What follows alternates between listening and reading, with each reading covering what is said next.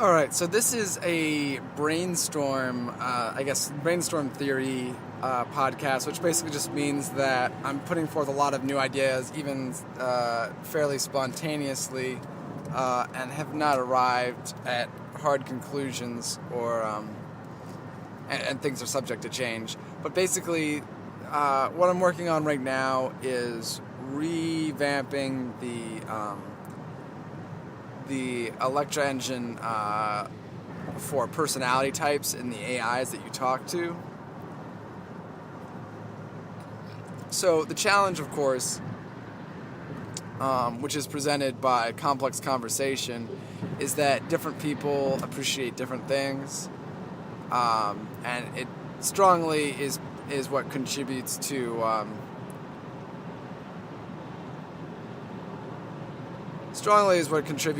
having preferences for different people in the dating scene.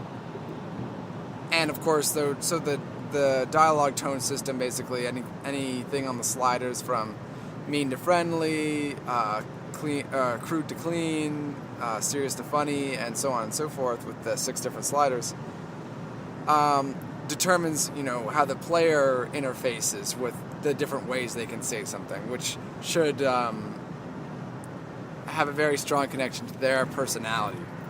In certain contexts, they'll want to say things different ways. But how the AI receives that up until this point is basically, the easy way is just to give the AIs a bunch of sliders on those personality sliders that match up, and therefore they would appreciate mean things if the tone is mean and their personality is mean, so on and so forth. But the more I'm working with that, the more one-dimensional it's starting to feel, even though it does allow the player a clear interface for expressing themselves, how they want to express themselves.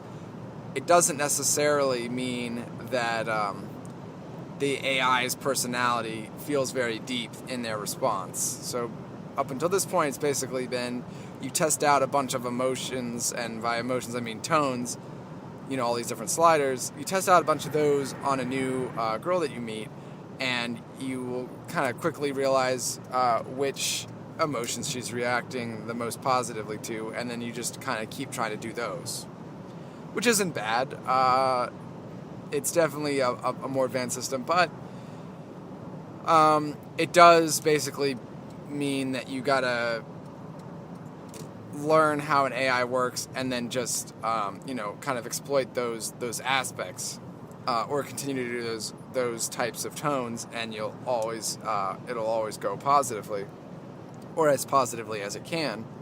But what I'm considering is introducing another depth to the personality types of the AI. So instead of it being like, okay, their personality type is a lot of means, some humor, some crude, and then some smart, on the sliders. I'd like to consider more of a type of personality system that has special interactions with like 1 or 2 of the properties. So certain elements of personalities could be how confrontational you are, how talkative, how curious, how... I guess you could say social, antisocial, or introvert, extrovert.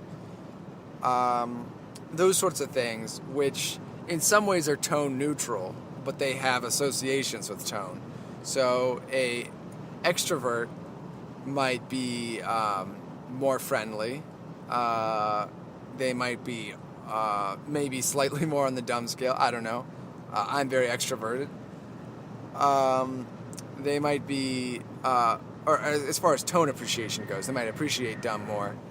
I guess is a better way to phrase it, rather than that they are those things, because that's the whole point of a personality type, is that they aren't tone, they aren't mean, they aren't friendly, they just have a specific appreciation or distaste for those tones. So on one hand, I don't want to make it too complicated because the whole point is clear feedback to the player. So if the player, reliably sees that friendly options have a positive effect on their conversation with an AI, that's really clear feedback, and I think it's true to real life. And it is true that you will meet some people who don't really like friendly options, who appreciate more dry sarcasm or slightly teasing, insulting options. It's definitely true to real life. So I don't think that's the worst system, but it does mean that you essentially have to memorize the top 2 out of 12 properties, which I guess is kind of out of 6 sliders, so you can identify a negative potentially quickly. But it should be noted that emotions are determined by the top 2 parameters, the absolute value of the top 2 parameters. So, which could be like mean and smart. So if when it's 2 parameters, it's a little bit harder to isolate the positive and negative parameters even at that point. So bringing in personality types should maybe even directly be stated to the player. So what I'm thinking is you have a lot more properties than just relationship to player. I was working with relationship to player for a long time, and I think it's great because it works really well with the relationship bounds conversation aspect, in that in order to get access to more in-depth, complex conversations, you need to progress in a relationship. And the progression should be fairly straightforward. The more you talk, the more relationship you're going to have. Unless it's overly negative, then your relationship can even go into the negative and become a malicious one. But in terms of personality types, I think that instead of just considering all sliders at once, it should be that each personality type has a primary tone attribute that drives some sort of a passive, and then a primary tone attribute that drives some sort of a negative passive, and then otherwise just has a general maybe parallel tone appreciation or distaste. So to me, what that looks like is, okay, you have a personality type that could be, and maybe it goes back to the Myers-Briggs test, that it's like 4 different categories or something. Maybe I have to design my own, I do have to design my own personality type system, but even a personality test that instead of trying to get people to design a girl via very abstract concepts or words, I asked them to answer how the girl would act in a set of situations, similar to a Myers-Briggs test. So that's potentially something that would happen through this game. But yeah, so I do need to design a system to categorize personality types. But say we have a personality type such as an outgoing kind of one, like I don't remember what his ENTP has, extrovert, thinking or something like that. Observer, who knows? I can't quite remember what my own is, but say you have a personality type that includes an extroverted personality. Well, maybe their primary positive tone passive would have to do with friendly or humorous or funny if they're extroverted. And it might be that every time you say something that has that property in it, you're stacking up a meter, and when it's full, you have a huge jump in your relationship, or something like that. Like, it pays off in a big way. So, like, maybe you have some girl who's extroverted, and it's difficult to talk. It's difficult to progress romantically because she's kind of intimidating, or like it's hard to be interesting to someone who is interesting, maybe. But you can get ahead by selecting more humorous options, even if in the short term it doesn't pay off. In the long term, they get the sense, or the meter growing represents that you are, attempt to be funny a lot, and it pays off in the long term, and that they see you that way. So then the passive, once you fill up the meter or something like that, which is separate from your relationship, might be a huge boost to your relationship, or a trigger of a romantic situation, kind of a charge. Like, okay, the next time there's a romantic situation, you have hugely boosted chances of it going well, or like hugely boosted properties for it going well. Like as far as execution goes, like maybe the girl is 50-50 on you. But if you say a lot of funny things and she has an appreciation for that as a passive through having a extroverted personality, she will be like have like +5 points towards he maybe would cross the threshold for you for going in for a kiss or holding her hand or something like that in a romantic situation, which could mean the difference. So and that would just kind of be a charge that would be ongoing until there was a romantic situation. So I do think, which brings me to another idea, which basically just occurred here, although it's been brewing in my mind for a while, which is that building a relationship is not a one-to-one relationship with romantic events. So a romantic, almost like tipping point, or a romantic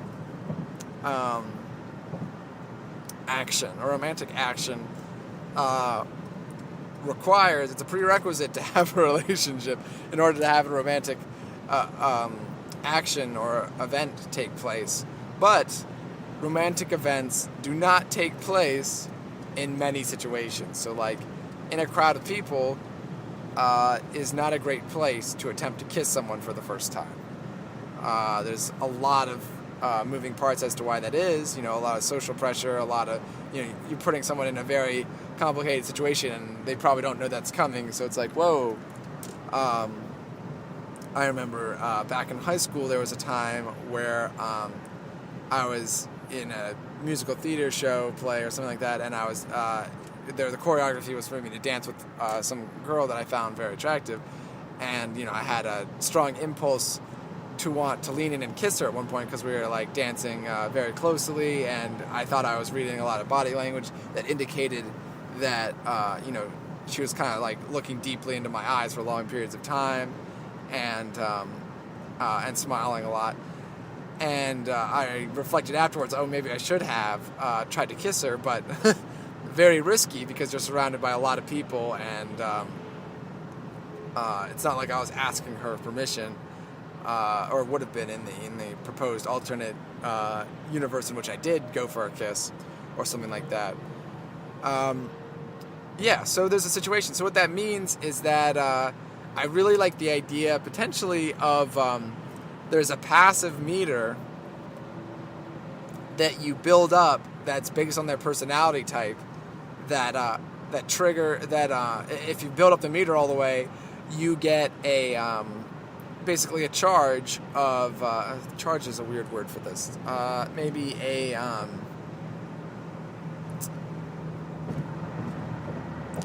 tipping point. Let me think.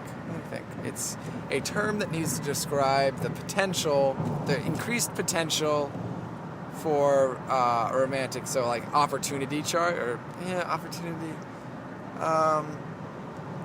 opportune. A spark. Ooh, okay, a spark. You get a spark if you fill up the meter, which correlates to something that a particular girl appreciates about their primary, about one attribute of tone, which you will get even when their reaction is negative. You will still be filling up that bar. So a good example is maybe you're talking about a serious subject, but you know that she appreciates humor, and you say something humorous. Maybe because of the context of the situation, she has a negative reaction to it. Maybe she can only have negative reactions. It's kind of a bait for the player, which is, traps exist in real life. I just don't want it to be consistently unfair, I want there to be some sort of balance. So potentially one of the balance is, maybe with the risk-reward system that's built in to kind of give the player a gut feeling interface for when all their options are negative. I want the player to not have completely false or misleading indications from the experience, but I'll talk about that a little bit later. But assuming the player knows, okay, all these options are garbage, I'm going to go with the funny one, not because I think it'll go over well, but because I know she appreciates that, and that leads to developing who I am to her as someone funny, which is something I believe about myself, maybe, or maybe not, but that's, the reputation you want to build. So you do that, and even though she has a negative reaction to it, it might add some points to the primary appreciation tone meter that she has going. So maybe that puts you over the tipping point, and now you have a romantic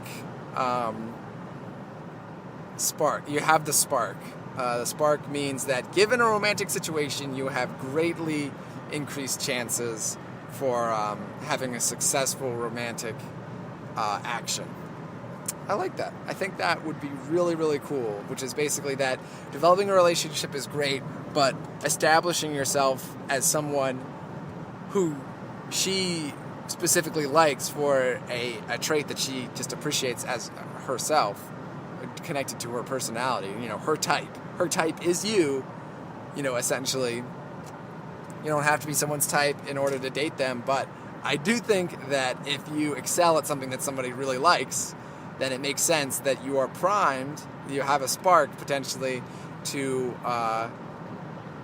seek out as an opportunity in a romantic situation. So romantic situations is another concept that I am brainstorming. I think everyone kind of has an idea of what that means. It's usually a situation where the two of you are alone, or at least other people are not aware of you, in some sort of a context that allows you to be intimate with the other person without the social awareness of other people to make you uncomfortable. Like a relaxed situation, Netflix and chill is the meme-ified version of it, I believe, for now. Which would probably be an example. In fact, the problem is it's such a common idea, so aware that if you invited someone to watch a movie or kind of Netflix and chill, probably without using that term, the girl would be so aware of it that it might even be a riskier thing to ask a girl about, because she would be aware of what that means. It means that you're into her and you want to potentially try and,